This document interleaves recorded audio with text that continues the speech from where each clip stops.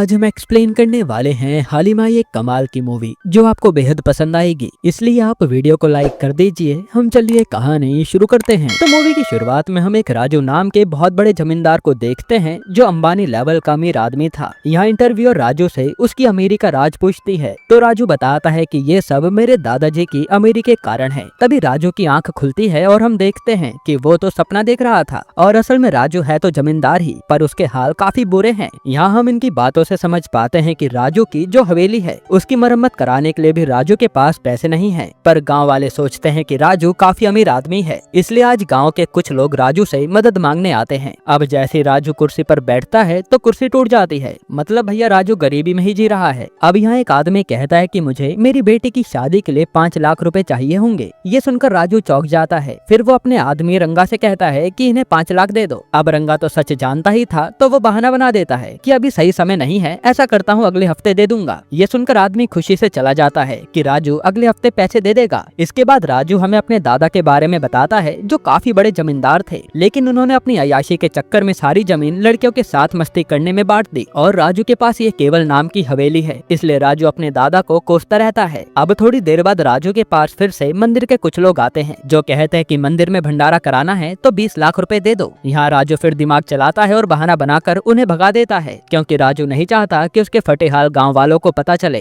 वरना उसकी बेइज्जती हो जाएगी। खैर फिर यहाँ से राजू आज गाँव के मंदिर दर्शन करने आता है और वो सीढ़ी भी रंगा के कंधों पर बैठ कर ही चढ़ता है, जिससे हम समझ पाते हैं कि राजू एक नंबर का आलसी है जिससे कोई काम नहीं होता। उसके सारे काम उसके दोस्त और उसका साथी रंगा ही करता है। बस राजू इसी तरह से जिंदगी जी रहा है। अब अगले दिन राजू को अपनी बुआ के लड़के की शादी में जाना था, जहाँ राजू रेंट की कार से जाता है। पर उस शादी में तो बुआ राजू को तेवर दिखाने लगती है, क्योंकि बुआ के लड़के ने एक अमीर लड़की फंसाकर शादी कर ली। इसलिए बुआ यहाँ राजू को नीचा दिखा रही थी कि हम तो अब अमीर हो गए, गरीब लोगों से बात नहीं करेंगे। ये सुनकर तो राजू को बहुत गुस्सा आता है और वो यहाँ बुआ से गुस्से में कहता है कि सिर्फ तुम ही अमीर नहीं बन सकती, देखना मैं भी एक अमीर लड़की से शादी करूंगा जो अपने बाप की इकलौती लड़की होगी। ये कहकर वो चला जाता है, लेकिन बाहर से तो रेंट पर आई कार भी चली गई थी, जिससे राजू का फिर पोपट हो गया। खैर अब अगले दिन से राजू अपने पंडित के साथ मिलकर अमीर लड़कियां देखनी शुरू कर देता है जो इकलौती अमीर बाप की बेटी हो और राजू जीवन आराम से बिता सके। पर इतनी लड़की देखने के बाद भी राजू को अमीर लड़की नहीं मिलती। फिर एक दिन पंडित जी राजू को एक अमीर बाप की लड़की के पास लाते हैं तो वो लड़की दारू सिगरेट सब पीती थी। ये देखने के बाद भी पैसों के लालच में राजू हाँ कह देता है और सारे लोग खुश हो जाते हैं कि अब तो राजू की शादी होगी। वहीं राजू भी सोच रहा था कि अपनी बुआ को ऐसे ही नीचा दिखाने का समय आ गया है। फिर जब राजू आज मंदिर के भंडारे में आता है तो उसने छोटा सा दान पुण्य का कार्यक्रम भी रखा था। तभी उसकी नजर एक लड़की पर पड़ती है जो अपने पापा के साथ आई थी और वो यहाँ एक गरीब आदमी को अपनी कमरबंद उतार के दे देती है। ये देख तो राजू को लगता है कि ये कितनी अमीर है, अपनी सोने की कमरबंद ऐसे ही दे दी। फिर राजू उस लड़की का पीछा करता है तो वहाँ लड़की के पिता भूपति बताते हैं कि मेरे पास काफी दौलत है, बस मेरी इकलौती बेटी चारू के लिए अच्छा लड़का मिल जाए तो मैं धन्य हो जाऊंगा। ये सब सुनकर तो राजू खुश हो जाता है कि मेरी होने वाली पत्नी अब चारू ही बनेगी। तभी राजू वहाँ पंडित जी के पास आकर अपने बारे में बड़ी बड़ी फेंकने लगता है कि मैंने ये भंडारा कराया और दान पुण्य भी करता हूँ ताकि ये सब भूपति सुन सके। और ये सब ड्रामा करने के बाद राजू सीधा अपने पंडित के पास आकर उसे डांटने लगता है कि भूपति की इकलौती बेटी है, ये तूने मुझे बताया क्यों नहीं। तो पंडित बताता है कि चारू की शादी तो भूपति ने पहले ही यहाँ के पुराने सरपंच के बेटे एरी बाबू से फिक्स कर दी और कुछ महीनों में इनकी शादी भी हो जाएगी, क्योंकि एरी बाबू इस बार सरपंच के चुनाव में खड़े होंगे। ये सुनकर राजू कहता है कि चारू तो अब मेरी ही होगी चाहे कुछ हो जाए। जिसके बाद राजू अपने दोस्तों के पास आता है और कहता है कि मुझे चारू से शादी करनी है, क्योंकि एक तो उस पर मेरा दिल आ गया और ऊपर से वो अमीर भी है, इसलिए अब हम उसे ही टारगेट करेंगे। फिर अगले दिन राजू पूरी प्लानिंग के साथ चारू के सामने एक डॉगे को डूबने से बचाता है, क्योंकि चारू को डॉग्स पसंद थे। अब यहाँ चारू जैसे राजू को देखती है तो उसकी तारीफ करने लगती है कि आपने कितनी बहादुरी का काम किया। इस तरह से इनकी बात होती है, लेकिन राजू तो पूरी प्लानिंग के साथ आया था, इसलिए वो चारू को ज्यादा भाव नहीं देता और चला जाता है। अब अगले दिन राजू चारू का उसके कॉलेज के बाहर इंतजार कर रहा था और प्लान ये था कि राजू उससे अनजाने में टकराएगा और बात शुरू करेगा, लेकिन कॉलेज में तो कुछ गुंडे दो लड़कियों को छेड़ने लगते हैं। इस पर रंगा कहता है कि चारू को पटाने का इससे अच्छा मौका नहीं मिलेगा, इसलिए जाओ गुंडों को मारो। लेकिन राजू की तो गुंडों को देखकर ही फट गई थी, इसलिए वो एक गुंडे को मारकर एक बिल्डिंग में चला जाता है। फिर ये गुंडे जैसे बिल्डिंग में आते हैं तो राजू इन्हें कहता है कि भाई लड़कर क्या ही करोगे, तुम्हें तो बड़ा गुंडा बनना चाहिए जो बाद में मंत्री बन सकता है। ये सुनकर गुंडे भी कहते हैं कि हाँ भाई आइडिया तो अच्छा है, और फिर राजू कहता है कि मैंने इतना अच्छा आइडिया दिया तो मेरी एक मदद कर दो। जिसके बाद हम देखते हैं कि वो गुंडे राजू से मार खाने का नाटक करने लगते हैं, जिससे जिससे तो चारू इम्प्रेस हो गई थी। फिर यहाँ चारू राजू से बात करने की कोशिश करती है और बातों बातों में राजू का नंबर ले लेती है, जिस पर राजू भी खुशी से नंबर देता है क्योंकि प्लान काम कर गया। अब यहाँ से इन दोनों की बातें शुरू हो जाती हैं और ये दोनों अक्सर घूमा करते थे। फिर कुछ दिन बाद राजू अपने प्लान के अकॉर्डिंग चारू से बात करनी ही बंद कर देता है, जिससे चारू इरिटेट हो जाती है कि आखिर इसे हुआ क्या। और इस तरह से 2 दिन बीत जाते हैं। फिर एक दिन चारू सीधा राजू से मंदिर में मिलती है और वो उसे कहती है कि मेरा फोन क्यों नहीं उठा रहे थे। तो राजू कहता है कि मुझे तुमसे प्यार हो गया है और मैं जानता हूँ कि तुम मुझसे शादी नहीं करोगी, इसलिए हमारा दूर रहना ही सही है। ये कहकर राजू जाने लगता है, लेकिन तभी वहाँ भूपति आता है और कहता है कि मेरी बेटी ने मुझे सब कुछ बता दिया कि वो तुमसे प्यार करती है, इसलिए मैं चाहता हूँ कि मेरी बेटी तुम्हारे साथ खुश रहे और मैं जल्द ही तुम दोनों की शादी करा दूंगा। ये सुनकर तो राजू बहुत खुश होता है क्योंकि उसका प्लान काम कर गया। और फिर हम देखते हैं कि कुछ ही दिनों में राजू और चारू की धूमधाम से शादी हो जाती है और राजू ने शादी करके अपनी बुआ को भी जला दिया था क्योंकि भूपति यहाँ सबसे अमीर आदमी था, जिससे बुआ भी कुछ कह नहीं पाई। खैर अब जब सुहागरात का समय आता है तो राजू के पास भूपति एक चिट्ठी भेजता है, जिसमें राजू सोच रहा था कि अपनी जायदाद मेरे नाम कर दी होगी और क्या, लेकिन इस चिट्ठी में लिखा होता है कि राजू बेटा, मुझे जुआ खेलने की आदत है, तो मैं लगातार जुए में काफी पैसे हारा और इस कारण अब मेरी सारी संपत्ति जुए में जा चुकी है। बचा ये घर जिसमें तुम हो, ये भी लोन वाले जल्द ही तुमसे हड़प लेंगे, इसलिए मैं चाहता हूँ कि मेरी जिम्मेदारी अब तुम संभाल लो क्योंकि मैं तो 4 धाम की यात्रा पर जा रहा हूँ। ये सुनकर तो राजू के तोते उड़ जाते हैं कि बिना बात के कर्जे में डूब गया मैं। फिर अगले दिन राजू भूपति को ढूंढने लगता है कि आखिर वो है कहाँ, लेकिन भूपति तो सच में यात्रा पर चला गया था। और तभी वहाँ भूपति से कर्जा वसूलने वाले लोग आ जाते हैं जो राजू को धमकाते हैं कि पैसे तुझे ही भरने पड़ेंगे, लेकिन राजू कहता है कि मेरी कोई जिम्मेदारी नहीं है। तब यहाँ बैंक के मैनेजर के पास भूपति की पावर ऑफ अटर्नी थी, जिस पर भूपति ने राजू से शादी के 1 दिन पहले साइन करवाए थे, ये कहकर कि मैं अपनी सारी जिम्मेदारी तुम्हें सौंप रहा हूँ। और राजू ने बिना पढ़े साइन भी कर दिए, यानी अब ये पैसे राजू को ही भरने पड़ेंगे। फिर थोड़ी देर में वहाँ एरी बाबू भी आता है जो राजू को सुनाने लगता है कि तूने मेरी होने वाली बीवी के साथ शादी करके अच्छा नहीं किया। तभी वहाँ चारू आती है और उसे भी अपने पापा के कर्जे के बारे में सब पता था, पर उसने राजू को नहीं बताया। खैर यहाँ एरी बाबू चारू को सुनाकर चला जाता है, लेकिन चारू राजू से पूछती है कि तुम्हारे पास पैसे तो है ना, लेकिन राजू कहता है कि मैं बताना भूल गया था कि मेरे पास पैसे नहीं है। ये सुनकर चारू के तो होश उड़ जाते हैं कि मतलब तुम्हारे पास भी पैसे नहीं है, यानी पापा और मैंने मिलकर जो तुम्हें फंसाया था वो प्लान बेकार रहा। और यहाँ चारू गुस्से में रिवील कर देती है कि चारू और उसके पापा की नजर राजू पर पहले से थी, क्योंकि उन्हें लगा कि राजू जमींदार आदमी है, आराम से कर्जा भर देगा और चारू आराम से रहेगी। पर यहाँ तो राजू और चारू दोनों ही गलत फहमी में पागल बन गए। तभी वहाँ शादी का मंडप लगाने वाले लोग भी पैसा मांगने आ जाते हैं, क्योंकि भूपति ने सारी तैयारी उधारी में की थी, जिसका सारा कर्जा अब राजू को भरना होगा। ये सुनकर तो राजू वहाँ से भाग जाता है। अब अगले दिन राजू अपने दोस्तों को अपनी प्रॉब्लम बता रहा होता है कि मैं तो भाई बुरा फंस गया, कुछ पैसा कमाने का जुगाड़ करना होगा। तभी उसके पास एरी बाबू फिर आता है जो कहता है कि तूने मेरे प्यार से शादी करके अच्छा नहीं किया, अब तेरे पास केवल 2 महीने बचे हैं, क्योंकि 2 महीने बाद मैं सरपंच बन जाऊंगा और फिर देख मैं तुझे इस गांव से कैसे भगाता हूँ, क्योंकि फिर मेरे पास पावर होगी। ये सुनकर तो राजू को बहुत गुस्सा आता है। फिर जब एरी बाबू यहाँ से नॉमिनेशन भरने आता है, क्योंकि 2 महीने में चुनाव होने हैं, तो उसे पता चलता है कि राजू भी चुनाव में खड़ा होने आया है। तभी वहाँ राजू आकर एरी बाबू से कहता है कि तूने पैसा कमाने का अच्छा आइडिया दे दिया, अब मैं सरपंच बनकर सारा कर्जा भी भर दूंगा और गाँव पर राज करूंगा। जिसके बाद राजू अपना नॉमिनेशन फॉर्म भरता है, पर उसे इलेक्शन की जरा भी नॉलेज नहीं थी, जो सुनकर तो वहाँ बैठा अधिकारी भी हैरान था। फिर राजू अपना चुनाव चिन्ह दिया सेलेक्ट करता है और अगले ही दिन से प्रचार पर लग जाता है। लेकिन यह राजू के फालतू दोस्त से सबसे पहले प्रचार के लिए एक आदमी की मौत पर लाते हैं, ताकि राजू उनसे वोट मांग सके, लेकिन ये लोग तो गुस्से में राजू को ही भगा देते हैं। वहीं हम चारू को उसकी सहेली के साथ देखते हैं, जहाँ उसकी सहेली चारू से कह रही थी कि अगर तेरा पति सरपंच बना तो सारा कर्जा उतर जाएगा और तू राज करेगी, इसलिए तू राजू का साथ दे, जिस पर चारू भी मान जाती है। फिर अगले दिन राजू अपने भाषण की तैयारी करता है, पर कोई आदमी उसकी रैली में नहीं आता। तब राजू को पता चलता है कि एरी बाबू की रैली में काफी लोग हैं, तो राजू वहीं पहुंच जाता है। हालांकि यहाँ राजू को देख एरी बाबू राजू की सबके सामने बेइज्जती करने लगता है। तभी वहाँ राजू का साथ देने चारू आती है और वो माइक से कहती है कि राजू आप सबकी मुसीबत दूर करने के लिए जी जान लगा देगा और कल से राजू नंगे पैर चलकर आपकी मुसीबत सुनेगा। ये सुनकर तो राजू भी हैरान हो जाता है कि मैंने ऐसा कब कहा। खैर फिर अगले दिन से राजू चारू की बात मानकर गाँव में नंगे पैर घूमते हुए लोगों की प्रॉब्लम सुन रहा था। इस बीच उसे पता चलता है कि यहाँ नालों से पानी बहता रहता है, यहाँ तक कि स्कूल में भी टीचर पढ़ाने नहीं आते। और तो और जब राजू को प्यास लगती है तो उसे जो पानी दिया जाता है वो काफी गंदा होता है। असल में गाँव के लोग यही पानी पीकर गुजारा कर रहे थे, जो राजू को पता ही नहीं था। और इसी पानी को पीकर राजू की तबीयत बिगड़ जाती है। तभी वो डॉक्टर के पास आता है तो यहाँ जानवर का डॉक्टर ही लोगों का इलाज करता था, जो देखकर राजू तो भाग जाता है, लेकिन उसे ये समझ आ गया था कि गांव के हालत बहुत बुरे हैं। फिर रात को जब राजू के पाँव में पड़े छालों को चारू देखती है तो उसे बहुत दुख होता है कि चल चल कर राजू का क्या हाल हो गया। और यहाँ ये दोनों करीब आने लगते हैं। तभी बातों बातों में राजू को एक आइडिया आता है कि क्यों ना मैं इन प्रॉब्लम्स को रील के जरिए लोगों तक पहुँचाऊं। और फिर अगले दिन से राजू अपने गाँव की सारी प्रॉब्लम्स रील पर गाने के जरिए बताने लगता है। इस तरह से देखते देखते राजू की रील्स वायरल हो जाती हैं। फिर रील वायरल होने के कारण राजू का इंटरव्यू भी लिया जाता है, जो देख एरी बाबू भड़क रहा था। वहीं हम एक एमएलए को देखते हैं जो एरी बाबू के सपोर्ट में था। वो राजू की पॉपुलैरिटी देखकर गुस्से में बैठा था। तभी उस एमएलए पर सीएम का फोन आता है, जो कहते हैं कि उस लड़के की वीडियो वायरल हो रही है, इसलिए जल्द से जल्द उस गाँव की सारी प्रॉब्लम दूर करो, हमें किसी भी हाल में उस गाँव में जीतना है। जिसके बाद हम अगले दिन देखते हैं कि गाँव की नालियाँ ठीक हो गई, सड़क पक्की बना दी गई और स्कूल में टीचर भी पढ़ाने आने लगे और साफ पानी की पाइप भी लगा दी गई। फिर राजू को पता चलता है कि गांव के हॉस्पिटल में एक डॉक्टर को भी लाया गया है ताकि लोगों का अच्छे से इलाज हो सके। ये देखकर राजू को काफी अच्छा लगता है। तभी वहाँ राजू के पास गांव वाले आते हैं और कहते हैं कि तुम तो अभी सरपंच भी नहीं बने और इतना काम हो गया, अब तो हम तुम्हें ही वोट देंगे, जिससे राजू खुश हो जाता है। फिर एक दिन राजू को वही एमएलए बुलाता है और कहता है कि तू अपना नॉमिनेशन वापस ले ले, तेरे लिए वही अच्छा होगा। लेकिन राजू कहता है कि मैं किसी से डरता नहीं हूँ और मेरा जो मन करेगा मैं वही करूंगा। तब वो एमएलए कहता है कि मैं तुझे 20 करोड़ रुपए दे दूंगा, जिससे तेरा सारा कर्जा उतर जाएगा और तू राजा की जिंदगी जिएगा। बता, शर्त मंजूर है? ये सुनकर तो राजू के होश उड़ जाते हैं, क्योंकि उसे तो पैसे ही चाहिए थे, इसलिए वो पैसा देखकर हाँ कर देता है। लेकिन एमएलए की एक शर्त थी कि राजू को एक वीडियो बनानी होगी, तभी उसे पैसे मिलेंगे। फिर राजू के जाने के बाद एमएलए का पीए पूछता है कि सर, आपने राजू को 20 करोड़ देने का वादा क्यों किया, वो भी उस गाँव के लिए? तो एमएलए बताता है कि ऊपर से ऑर्डर आया है कि 3 महीने में उस गाँव के पास से एक बड़ा हाईवे जाने वाला है और वो 3000 करोड़ का प्रोजेक्ट है, इसलिए एरी बाबू का जीतना जरूरी है ताकि हम वो पैसा गबन कर सकें। इसके बाद राजू एक वीडियो बनाता है जिसमें वो कह रहा था कि मैंने तो बस ऐसे ही रील बना दी थी लोगों को उल्लू बनाने के लिए और लोगों को लगा कि मैं उनके काम का आदमी हूँ। फिर ये वीडियो बनाकर राजू एमएलए को दे देता है और उसे 20 करोड़ रुपए मिल जाते हैं। अब अगले दिन एमएलए वो वीडियो न्यूज में चलवाता है, जिससे राजू के खिलाफ सारे गाँव वाले हो गए थे और एरी बाबू खुश था कि अब मैं ही जीतूंगा। जिसके बाद फाइनली चुनाव का दिन आता है और जल्द ही अब रिजल्ट आने वाला था। तभी सीन पास्ट में जाता है और हम देखते हैं कि वोट मांगने के लिए जब एक दिन राजू एक घर में गया था, तब उसे वहाँ की लेडी ने बताया कि मेरे पति ने तो फांसी लगाकर अपनी जान दे दी है, क्योंकि मेरे पति ने जमीन को बैंक में गिरवी रखकर खेती करने के लिए लोन लिया था, पर बैंक वाले के साथ जो जमींदार हैं उन्होंने हमारे खेत में पानी आने ही नहीं दिया और फसल न उग पाने के कारण हम कर्जा नहीं भर पाए। इसी सदमे में मेरे पति ने अपनी जान दे दी। फिर राजू और भी किसानों के पास आता है तो उसे पता चलता है कि इसी तरह से बैंक वाले ने और जमींदार ने मिलकर कई सारे लोगों की जमीन हड़पी है। तब ये बात राजू को बहुत बुरी लगती है और वो यही बातें चारू से बताता है। तब चारू कहती है कि हमें इन लोगों की मदद करनी चाहिए, शायद ये मौका हमें मिला है मदद करने का। जिसके बाद राजू ने एमएलए से डील करके वो 20 करोड़ रुपए ले लिए थे और उन्हीं पैसों को उसने बैंक वाले और जमींदार के मुंह पर मारकर सारे गाँव वालों की जमीन वापस ले ली। और ये जमीन वापस मिलने के बाद काफी सारे गाँव वाले खुश थे, यानी राजू ने जाते जाते अच्छा काम कर ही दिया। फिर सीन प्रेजेंट में आता है और पता चलता है कि राजू ये इलेक्शन जीत गया, जो सुनकर तो एरी बाबू भड़क जाता है और गांव वालों को मारने लगता है, क्योंकि गांव वालों ने चुपचाप राजू को वोट किया था। तब यहाँ राजू आकर एरी बाबू को पीट कर भगा देता है और ये लोग राजू के जीतने की खुशी का जश्न मनाने लगते हैं। लेकिन तभी वहाँ भूपति आता है जो कहता है कि मैं खुशखबरी लाया हूँ और वो बताता है कि इस गाँव के पास से हाईवे जाने वाला है और अपनी 10 एकड़ की जमीन हाईवे पर है, मतलब खूब पैसा मिलेगा। ये सुनकर तो राजू और चारू खुश हो जाते हैं कि अब सब सेट हो गया। यहीं पर ये मूवी खत्म होती है।